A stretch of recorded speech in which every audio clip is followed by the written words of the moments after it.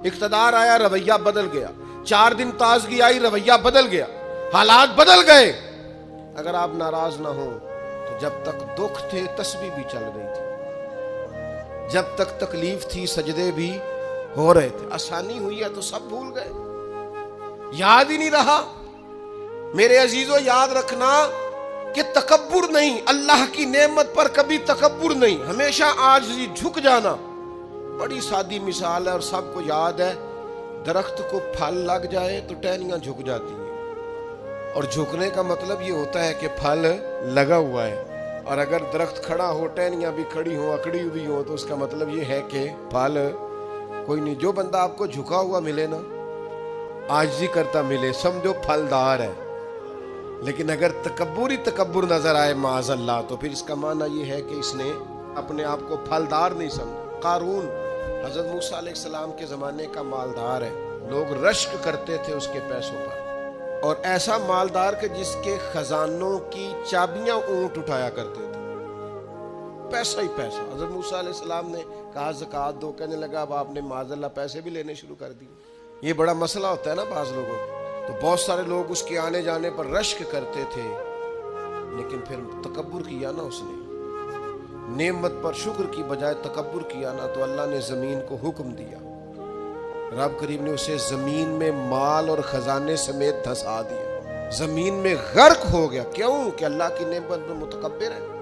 اگر عاجزی ہو جائے، انکساری، اور یار روب اور دبدبا تو حضرت عمر کا تھا، 24 لاکھ مربع میل پہ حکومت تھی، دنیا ڈرتی تھی، امن تھا، عمر ہوتی تھی دنیا میں، اور عمر باغ میں کھڑے ہو کے کہتے تھے اچھا خطاب کا بیٹا اور امیر المومنین، اچھا اب تو امیر بن گیا ہے، یاد رکھنا، خود اپنے آپ سے خطاب کر، یاد رکھنا صحیح صحیح چلنا، ورنہ قیامت میں رب کا سامنا نہیں کر سکے گا۔ تو اپنے آپ سے خود احتسابی تکبر سے نعمتیں چلی جاتی، زوال نعمت ہوتا ہے۔ ایک خاتون ہے بڑی نیک، تاریخ میں گزری ہیں، تو وہ کہتی ہیں کہ میں ایک جگہ بیاہ ہی گئی، میری پہلی شادی ہوئی ایک جگہ پہ، تو دروازے پہ کوئی بھیک مانگنے والا آیا اور اس کی حالت بڑی خستہ تھی، تو میرے شوہر نے نا اسے ڈانٹ دیا۔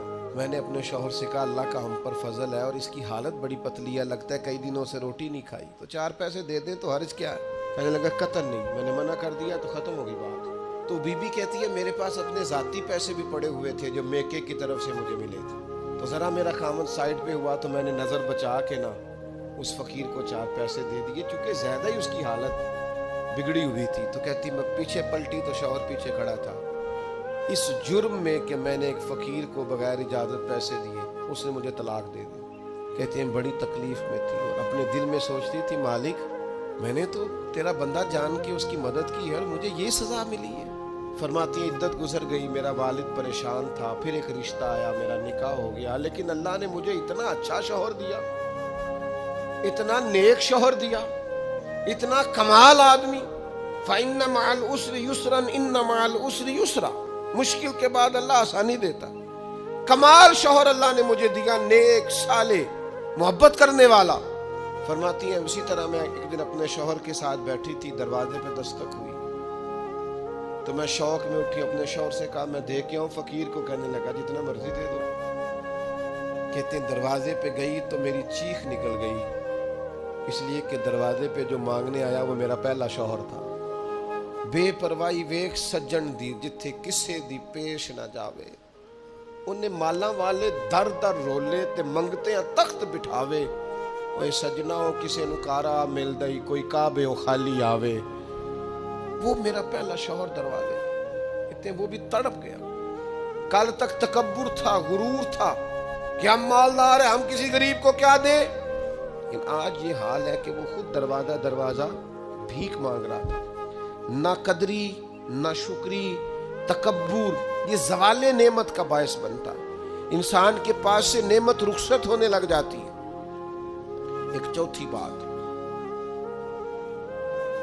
جو زوال نعمت کا باعث بنتی ہے وہ یہ ہوتی ہے کہ اللہ کی نعمت کو صرف اپنا حق سمجھ لینا۔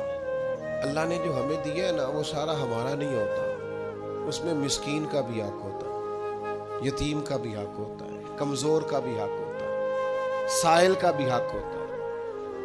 سخت جملہ ہے اور چلو کوئی بات نہیں، کبھی کبھی کڑوی گولی سے بھی فرق پڑتا ہے. بعض لوگوں کو اللہ نعمت دیتا ہے وہ سانپ بن کے بیٹھ جاتے ہیں، وہ سمجھتے ہیں ہمارا حق ہے اور کسی کو دے کے احسان جتلاتے ہیں. میں ایک محفل میں گیا تو مجھے کہنے لگے 2 عمرے کے ٹکٹ بھی ہم نے دینے ہیں تو آپ نکال کے جائیں. میں کہا جنہوں دینے دے چپ کر کے دے دیو، یہ نہیں دیے جاتے. آپ نے اس کی فوٹو ہی بنانی ہے اور کسی کو عمرہ کرا رہے ہو، چپ کر کے دے دو، ختم ہو گئی بات. بچیوں کی، غریب بچیوں کی شادی کرانی ہے تو وہ ساری لائنوں میں بنا کے تصویریں بنانے کی کیا ضرورت؟ آپ سانپ بن کر نہ بیٹھیں. اللہ نے جو نعمت دی ہے، اور مشکات میں حدیث ہے حضور علیہ السلام نے فرمایا رب تمہیں جو رزق دیتا ہے تمہارے ضعیف اور کمزور لوگوں کی برکت سے عطا کرتا ہے. تو ان کی برکت سے تو تمہیں مل رہا ہے اور تم تکبر کرتے جا رہے ہو، غرور کر رہے ہو، اور تم کہتے ہو نہیں یہ میرا حق تھا. حق نہیں تھا بھائی، خدا نے اپنے فضل سے عطا کیا. اچھا پھر کچھ بندے بھول ہی جاتے ہیں، گاؤں سے آ کر پڑھنے والے بھول ہی گئے کہ کس کی ماں نے کتنا زیور بیچا. وہ جدی پشتی امیر بن جاتے، وہ کہتے ہو نہیں جی اللہ دا فضل ہے جی، دادا جی دی بھی بڑی گل سی. بھئی دادا جی دی گل صرف زمین نال ہوندی ہے؟ ویسے آپ ایک اچھا انسان کہیں، جھوٹ کیوں بولتے ہیں؟ صحیح بخاری میں حضرت ابو ہریرہ رضی اللہ تعالیٰ عنہ سے حدیث مروی ہے، بڑی مشہور ہے. نبی پاک علیہ السلام نے خود ایک قصہ بیان فرمایا بنی اسرائیل کا. حضور فرمانے لگے 3 شخص تھے، ایک کوڑ کے مرض میں مبتلا تھا، کوڑا تھا، ایک گنجا تھا، ایک نابینا تھا. ہر وقت پریشان رہتے تھے. میرے رب نے ان کو آزمانے کا فیصلہ کیا. دیکھو اللہ کے آزمانے کا طریقہ کیا ہے. ایک فرشتہ انسانی شکل میں آیا، سب سے پہلے جس کو کوڑ کا مرض تھا اس کے پاس آیا. حضور سید عالم صلی اللہ تعالیٰ علیہ وسلم بیان فرماتے ہیں اس نے آ کے اس سے کہا کیا چاہتے ہو؟ اس نے کہا یار مجھے کوڑ کا مرض ہے، لوگ مجھ سے نفرت کرتے ہیں، گھن کرتے ہیں، کاش میری کھال ٹھیک ہو جائے، جلد ٹھیک ہو جائے، بیماری چلی جائے. تو فرشتے نے ہاتھ پھیرا، اللہ نے شفا عطا کر دی. شفا کس نے دی؟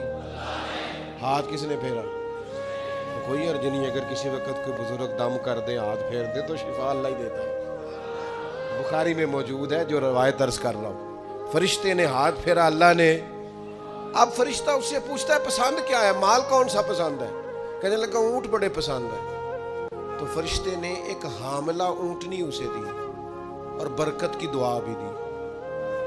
اب فرشتہ آیا گنجے کے پاس، جناب کیا چاہتے ہیں؟ اس نے کہا میں گنجا ہوں، سر پہ بال نہیں ہے، اس کی وجہ سے چہرے پہ کوئی حسن بھی نہیں ہے، لوگ گھن کرتے ہیں، کبھی میرے بال آ جائے نا.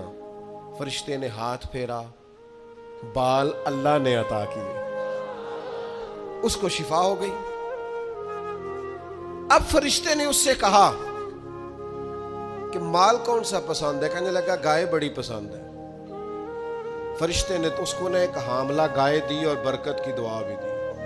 اب فرشتہ اندھے کے پاس آیا، کیا چاہتے ہو؟ اس نے کہا رب نے بڑی سونی کائنات بنائی ہے پر میں دیکھ نہیں سکتا، کبھی آنکھیں مل جائیں نا تو ساری رونقیں ہی بحال ہو جائیں. فرشتے نے ہاتھ پھیرا، شفا. یاد رہے گا مسئلہ، یہ اتنا سا مسئلہ جس میں لوگ بڑی جلدی اڑ جاتے ہیں. فرشتے نے آنکھوں پہ ہاتھ پھیرا اور اللہ نے شفا عطا کر دی. فرشتے نے کہا پسند کیا ہے؟ کہا بکریاں بڑی پسند ہیں. ایک حاملہ بکری بھی دے دی اور دعا بھی کر دی. اب وہ جس کو اونٹنی دی تھی حاملہ، اس کی حضور فرماتے ہیں پوری وادی اونٹوں کی بھر گئی، اور جس کو گائے دی تھی اس کی پوری وادی گائیوں سے بھر گئی، اور جس کو بکری دی تھی پوری وادی ریوڑوں کے ریوڑ بکریوں کے تیار ہو گئے. اب رب نے فیصلہ کیا آزمائش کرنے کا. میں نے بہت پہلے کہا تھا، بات پھر دہراتا ہوں، زوال امتحان نہیں ہوتا، عروج امتحان ہوتا ہے. اصل تو آپ کا پتہ عروج کے دنوں میں چلتا ہے. اللہ نے فرشتہ بھیجا، وہی انسانی شکل میں سب سے پہلے اس کوڑ کے مرض والے کے پاس آیا. کہا یار میں مسافر ہوں، کہیں سفر پہ جانا تھا، تو اللہ کی مدد، آپ کا تعاون درکار ہوا تو سفر ہو سکتا ہے، ایک اونٹ مجھے چاہیے. تو اس نے وہی بات کی جو کئی امیر لوگ کرتے ہیں، یہ صحیح بخاری میں موجود. کہنے لگا یار میرے ذمے تو حقوق ہی بڑے ہیں. سادہ ترجمہ کریے، میرے تے خرچے ہی بڑے نے جی، تانوں کی دسی، ادھر بھی جا رہا ہے، ادھر بھی، اے بھی آسمان میں تمے ہے، اے بھی میں، اتنے خرچے ہیں میرے، یہ بھی کرنا ہے، وہاں بھی کرنا ہے۔ اس نے کوئی بات سنائی تو وہ فرشتہ کہنے لگا تو پہلے ایک کوڑی نہیں تھا، تو ناراض ہو گیا؟ کہنے لگا میں تو جدی پشتی رئیس اعظم ہوں، باپ دادا کی جائیداد ہے ساری جو مجھے ملی ہوئی۔ اس نے کہا اگر تو جھوٹا ہے نا تو اللہ کرے اسی طرح کا ہو جائے جس طرح کا پہلے تھا۔ اب وہ آیا گنجے کے پاس، اس سے کہا مسافر ہوں، سفر پہ جانا ہے، اللہ مدد کرے، آپ تعاون کریں تو سفر آسان ہو سکتا ہے، مجھے ایک گائے چاہیے، اگر آپ دے دیں تو۔ وہ کہنے لگا میرے تو ذمہ حقوق ہی بڑے ہیں۔ اس نے کہا یار تو پہلے گنجا نہیں تھا، بیمار نہیں تھا، کچھ بھی نہیں تھا، بھوک تھی۔ کہنے لگا خبردار، میں تو جدی پشتی رئیس اعظم ہوں، باپ دادا سے امیر ہوں۔ اس نے کہا اچھا اگر تو جھوٹا ہے تو ویسا ہی ہو جائے جیسا پہلے۔ اب وہ آیا نابینا کے پاس، اس نے آ کے کہا مسافر ہوں، سفر پہ جانا ہے، اللہ مدد کرے، آپ تعاون کریں تو سفر آسان ہوگا، مجھے ایک بکری چاہیے اللہ کے نام پر۔ تو وہ اندھا کہنے لگا رب کے نام پر تو نے لینی ہے تو ایک کیوں لیتا ہے، جتنی چاہیے لے لے۔ اور میں تو پہلے اندھا تھا، میں مسکین پرانا خادم، کسے در ملی نہ ٹوئی، اے تے واصف یار نے نظر جو کی تھی، تے واصف شروع سے پڑھتے ہیں، سے ثبوت نہ پوچھو میں تو، پلا نظر کرم قد ہوئی، اے میں جانا یا دل بر جانے، غیر نہ جانے کوئی، میں مسکین پرانا خادم، کسے در ملی نہ ٹوئی، اے تے واصف یار نے نظر جو کی تھی، تے واصف ہی ہوئی۔ میں تو اندھا تھا، پلے شے ہی کوئی نہیں تھی، تو کریم نے کرم کیا، جتنی تیرا دل کرے لے جا۔ تو فرشتہ کہنے لگا امتحان کے لیے آیا تھا، ایک کی بھی ضرورت نہیں، لیکن تیرے دو دوست امتحان میں ناکام ہوئے ہیں، رب ان سے ناراض ہو گیا، تو کامیاب ہوا ہے اور اللہ تجھ سے راضی ہو گیا ہے۔ وہ دونوں جو تھے امتحان میں ناکام ہوئے تو نعمتیں چھن گئیں، صحت چھن گئی، پھر کوڑے، پھر گنجے ہو گئے۔ اس کو اللہ تبارک و تعالیٰ نے اور عطا کیا۔ زوال نعمت کب ہوتا ہے؟ جب لوگ راہ خدا میں خرچ نہیں کرتے، غریب کا، مسکین کا، لاچار کا خیال نہیں رکھتے۔ جیسے جیسے پیسے آتے جاتے ہیں ذاتی خرچے بڑھتے جاتے ہیں، ذاتی معاملات ہی بڑھتے جاتے ہیں۔ آہستہ آہستہ لوگ کہتے ہیں اوہ جی آپ کو پتہ ہے نا، پھر ہمارا گھر بڑا وسیع ہے تو بڑے مسئلے ہیں، تو بڑے خرچے ہیں، تو بڑی چیزیں ہیں۔ بھائیو، زوال نعمت کے معاملے میں اپنے رب کا خوف پیدا کریں، اللہ سے ڈریں ہر وقت۔